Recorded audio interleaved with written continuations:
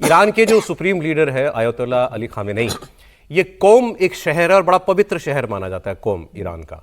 बहुत से लोग वहाँ पर जाते हैं रिलीजियस उस कारणों से, भारत से भी जाते हैं। वहाँ पर एक मस्जिद है जामकरण मस्जिद, वहाँ की तस्वीर सामने आई है।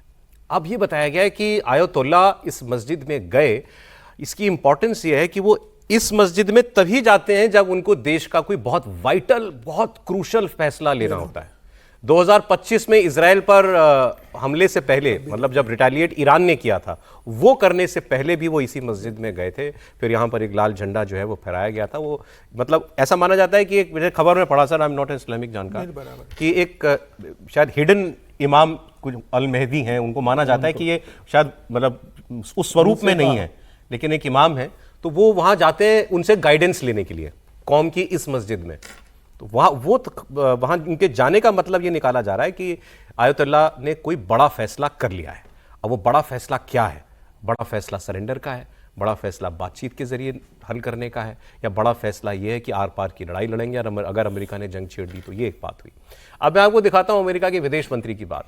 इनके यहाँ कांग्रेस में, इनके पार्लियामेंट में हियरिंग्स होती हैं, कांग्रेस की कमेटी हियरिंग करती है, तो खूब खिंचाई करती है वहाँ के मंत्रियों की। तो रूबियो साहब को बैठा के ये पूछा कि ये बताओ, तुम अमेरिका के विदेश मंत्री हो, कि तुमने सोचा क्या है ईरान के बारे में, और अगर मान लो आयतुल्ला चले गए, आपने हमला किया या नहीं किया जो भी है, आयतुल्ला की सरकार चली जाती है, तो वहां किसकी सरकार बनेगी? अगला प्रशासन किसका होगा? इसका जवाब है आपके पास अगर आप एक देश में सत्ता परिवर्तन करने जा रहे हैं उससे पहले। आप सुनिए। We have 30 to 40,000 American troops stationed across 8 or 9 facilities in that region. All are within the reach.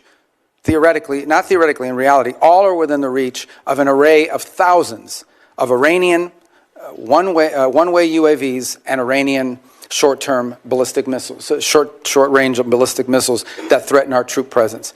We have to have enough force and power in the region, just on a baseline, to defend against that possibility. That at some point, as a result of something, the Iranian regime decides to strike at our troop presence in the region. The president always reserves the preemptive defensive option. In essence, if we have indications that in fact they're going to attack our troops in the region.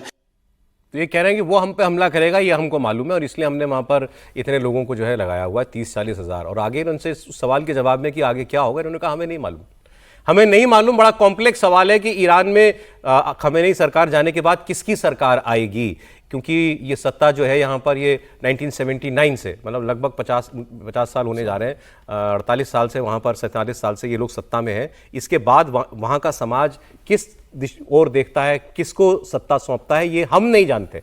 तो जानते नहीं हम, लेकिन हम हमला करेंगे। हम नहीं जानते आगे क्या होगा, लेकिन जो सरकार वहां बैठी है उसको हमें उखाड़ फेंकना है। ये अमेरिका है आपके लिए। और आप जानते हैं अगर अमेरिका ईरान पे हमला कर दे तो दुनिया में इसका क्या इंपैक्ट होगा, ये एक्सपर्ट्स बता रहे हैं।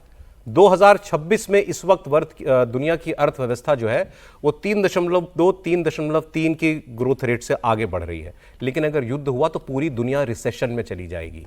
वैश्विक मंदी के 40% तक आसार हैं कि वैश्विक मंदी आ जाएगी।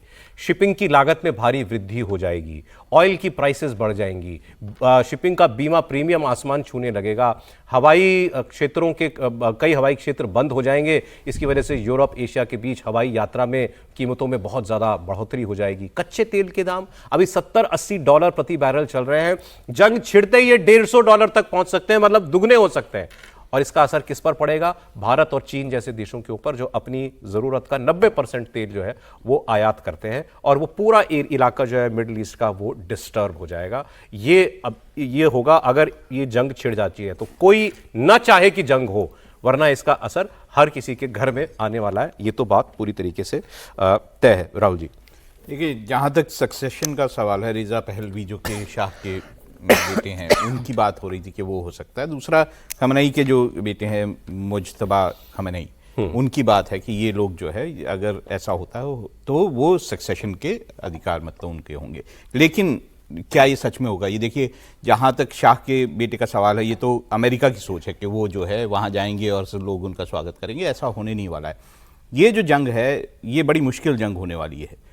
अमेरिका ये नहीं चाहेगा कि उसके सैनिक जो है वो ज़मीन पर उतरें, वो जितनी भी जंग करेगा वो या तो मिसाइलों से करेगा या विमानों से B-2 के जरिए बम फेंकेगा या उस तरह से करेगा। तो ऐसे में ईरान इनके में पास कोई जितने B-2 regime बॉम्बर change- हैं सब डिप्लॉय कर दिए इन्होंने। बिल्कुल वो बिल्कुल करेंगे, क्योंकि देखिए B-2 बॉम्बर का बहुत बड़ी रेंज है, 11,000 से ज़्यादा की रेंज है, और इस वक्त डिएगो गार्सिया जो है, जो इंडियन ओशन में है, वहाँ पे उनका बेस है, तो वो वहाँ से हमला कर सकते हैं। और पिछली बार भी उन्होंने इसका इस्तेमाल किया था। लेकिन क्या वहाँ पे इससे कोई फर्क पड़ेगा, क्या ज़मीन पर रजीम चेंज होगा, ये बड़ा मुश्किल बात है। राकेश जी, सारी तैयारी पूरी है, लेकिन अमेरिका को ये नहीं मालूम कि इसके बाद होगा क्या, हमला करना है कि नहीं करना, इसका भी कोई जवाब नहीं है। थोड़े दिन पहले चर्चा कर रहे थे तो ये लग रहा था कि अमेरिका पूरी तरह से तैयार है और ईरान पे हमला कर देगा, और उसने एक रणनीति बनाई बोर्ड ऑफ पीस की। उस बोर्ड ऑफ पीस में उसने इस्लामिक कंट्रियों को कैद किया, और कैद करके उसकी रणनीति थी कि इस्लामिक कंट्रियों को बोर्ड ऑफ पीस में रखो और ईरान पे हमला करो, तो जो इस्लामिक कंट्री हैं वो हमारे पास रहेंगी और हमें हमला करना आसान हो जाएगा। लेकिन इधर उसका समर्थन कमज़ोर हुआ है। 3 देशों का नाम आप ले चुके हैं जो इस्लामिक देश है, उन्होंने साफ कहा है कि हम अपनी ज़मीन का इस्तेमाल ईरान के खिलाफ नहीं होने देंगे। ईरान भी सीना तान के खड़ा हो चुका है और वो किसी भी तरह के समझौते के लिए तैयार नहीं है।